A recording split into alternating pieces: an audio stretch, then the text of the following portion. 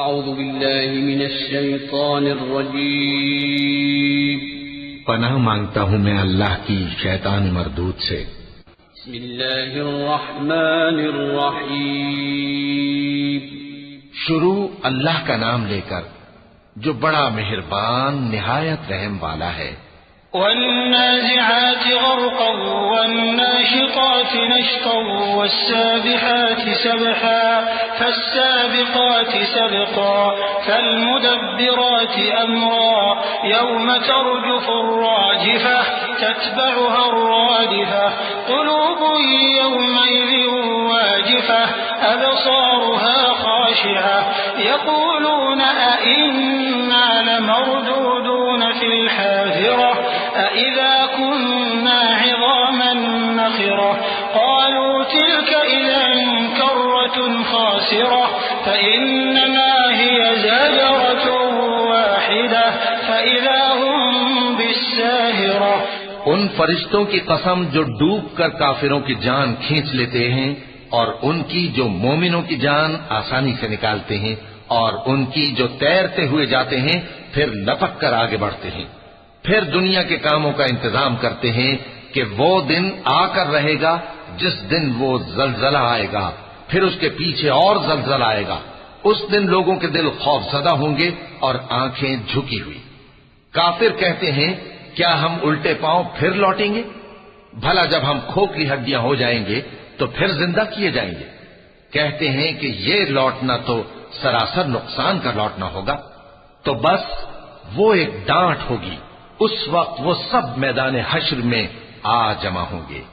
هل أتاك حديث موسى إذ ناداه ربه بالواد المقدس طوى اذهب إلى فرعون إنه طغى فقل هل لك إلى أن تزكى وأهديك إلى ربك فتخشى فأراه الآية الكبرى فكذب وعصى ثم أدبر يسعى فحشر فنادى فقال أنا ربكم الأعلى فأخذه الله نكال الآخرة والأولى إن في ذلك لعبرة لمن يخشى۔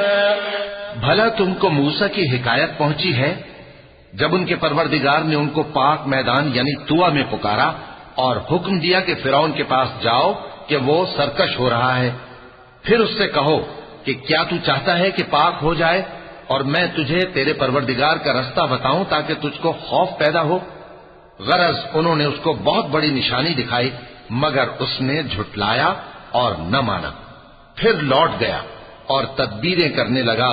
سو اس نے لوگوں کو اکٹھا کیا، پھر بلند آواز سے بولا، سو کہنے لگا کہ تمہارا سب سے بڑا مالک میں ہوں۔ تو اللہ نے اس کو دنیا اور آخرت دونوں کے عذاب میں پکڑ لیا۔ جو شخص اللہ سے ڈر رکھتا ہے اس کے لیے اس قصے میں عبرت ہے۔ أأنتم أشد خلقا أم السماء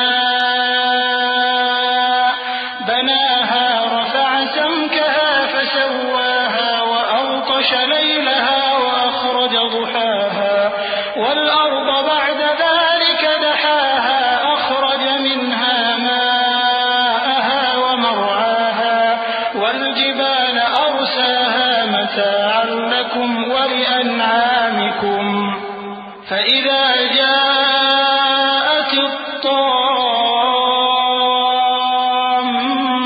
الكبرى يوم يتذكر الإنسان ما سعى وبرزت الجحيم لمن يرى فأما من طغى وآثر الحياة الدنيا فإن الجحيم هي المأوى۔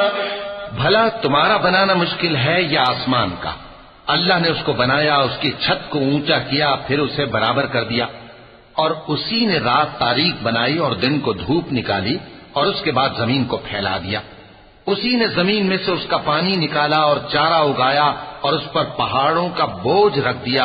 یہ سب کچھ تمہارے اور تمہارے مویشیوں کے فائدے کے لیے کیا۔ پھر جب وہ بہت بڑی آفت آئے گی اس دن انسان جو محنت وہ کرتا رہا یاد کرے گا، اور دوزخ دیکھنے والے کے سامنے لا کر رکھ دی جائے گی۔ اب جس نے سرکشی کی اور دنیا کی زندگی کو مقدم رکھا تو اس کا ٹھکانہ دوزخ ہی ہے۔ وَأَمَّا مَنْ خَافَ مَقَامَ رَبِّهِ وَنَهَى النَّفْسَ عَنِ الْهَوَى فَإِنَّ الْجَنَّةَ هِيَ الْمَأْوَى يَسْأَلُونَكَ عَنِ السَّاعَةِ أَيَّانَ مُرْسَاهَا فِيمَ أَنْتَ مِنْ ذِكْرَاهَا إِلَى رَبِّكَ مُنْتَهَاهَا إِنَّمَا أَنْتَ مُنْذِرُ مَنْ يَخْشَاهَا كأنهم يوم يرونها لم يلبثوا إلا عشية أو ضحاها۔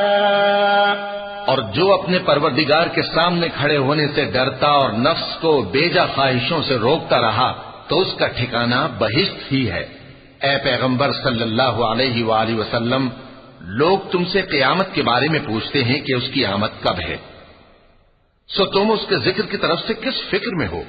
اس کا منتہا یعنی واقع ہونے کا وقت تمہارے پروردگار ہی کو معلوم ہے۔ جو شخص اس سے ڈر رکھتا ہے تم تو اسی کو ڈر سنانے والے ہو۔ جب وہ اس کو دیکھیں گے تو ایسا خیال کریں گے کہ گویا دنیا میں صرف ایک شام یا ایک صبح رہے تھے۔